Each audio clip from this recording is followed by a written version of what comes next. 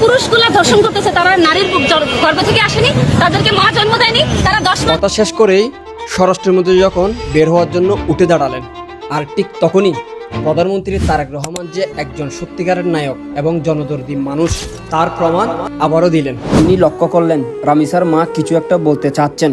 তিনি স্বরাষ্ট্রমন্ত্রীকে বসিয়ে দিয়ে রামিসার মায়ের দিকে তাকিয়ে জিজ্ঞেস করলেন, আপনি কিছু বলতে চান? রামিসার মা তখন বললেন, আপনি একটু আমাদের দিকে খেয়াল রাখিয়েন। তখন প্রধানমন্ত্রীর জবাবে কি বলছিলেন জানেন? তিনি সেটাই বলছিলেন যা শোনার জন্য এ দেশের 18 কোটি মানুষ অধীর আগ্রহে অপেক্ষা করছিল। তিনি দৃঢ় কণ্ঠে বললেন, আগে অপরাধীর বিচার করব, তারপর বাকি সব। তার এই একটি কথাতে স্পষ্ট হয়ে যায় যে অপরাধীর বিচার হবে এবং তা হবে অত্যন্ত কঠিন বিচার। এই হত্যাকারীর সর্বোচ্চ শাস্তি ইনশাল্লাহ আগামী 1 মাসের মধ্যে নিশ্চিত করবে এবং সেই সর্বোচ্চ শাস্তি হচ্ছে মৃত্যুদণ্ড।